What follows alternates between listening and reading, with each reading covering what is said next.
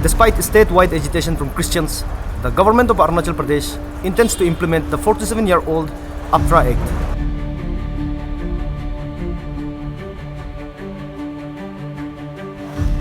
Christians view this act as a draconian act, an invasion of their fundamental rights, the freedom of religion.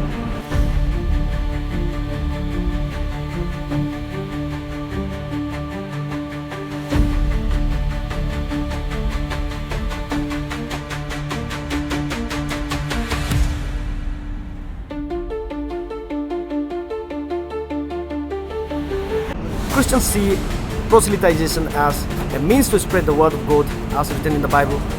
It is in their religion to introduce their God to as many as possible to the nook and corners of the earth.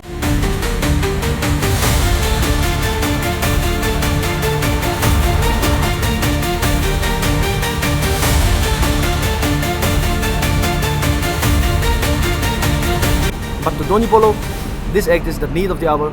They have been reduced to a mere minority in their own state.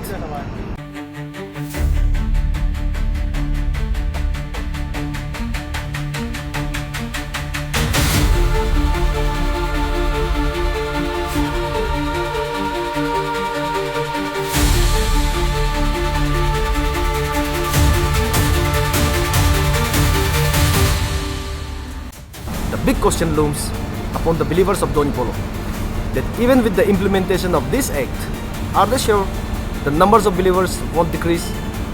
All it would take is a written signature from the administration, and there is no stopping a man from choosing a religion or his faith, even with this act implemented.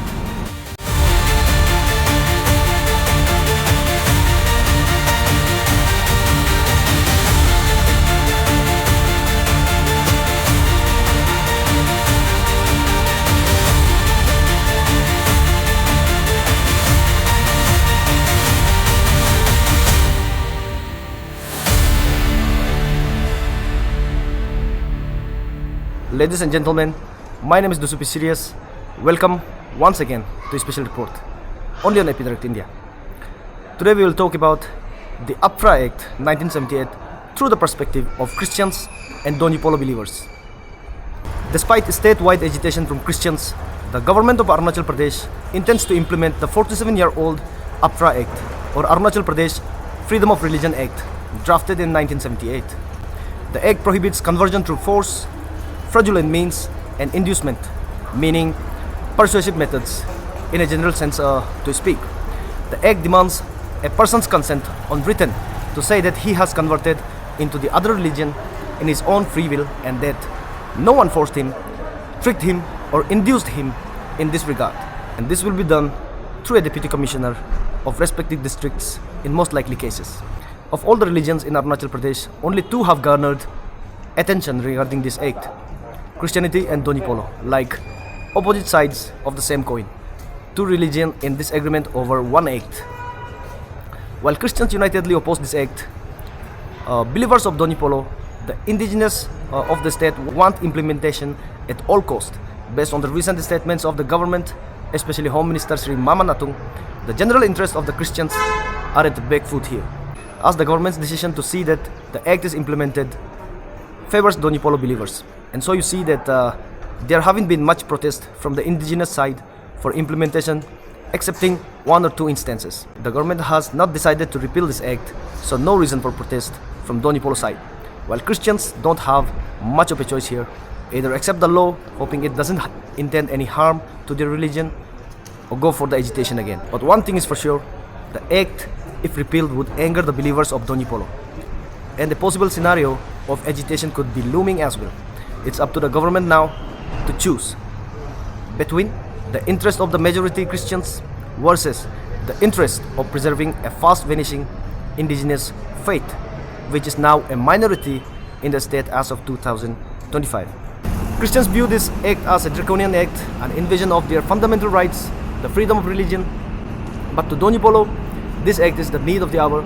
They have been reduced to a mere minority in their own state. Christians see proselytization as a means to spread the word of God as written in the Bible. It is in their religion to introduce their God to as many as possible to the nook and corners of the earth, not just the state of Arunachal, and a once historically tribal community of Northeast today, as a result, is a Christian-dominated area. They don't see this as an unlawful act to spread the word of God, to distribute Bible, and to encourage people to come to church. And they have done it too well that from past 2 decades or so, that from just 11% in the 1990s, they constitute today about 30% of the religious population of Arunachal Pradesh.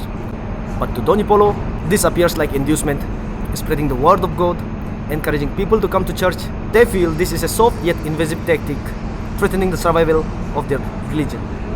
And they look at the percentages and acknowledge that such persuasive methods must once and for all be banned in the state of Arunachal. And that's why they are supporting this act. With the implementation of this act, a lot of FIRs can be foreseen under the inducement and fraud section in the future. It's possible that the act may not harm the Christians at all, like the government says, because the act does not specify it's restricted to Christianity alone. The act just says conversion from one religion to another and applies to all the religions present in Arunachal Pradesh. But surely, there will be discomfort as the conventional methods can no longer be practiced in the Christian point of view. In the end, the big question looms upon the believers of Donyi Polo, that even with the implementation of this act, are they sure the numbers of believers won't decrease? All it would take is a written signature from the administration, and there is no stopping a man from choosing a religion or his faith, even with this act implemented.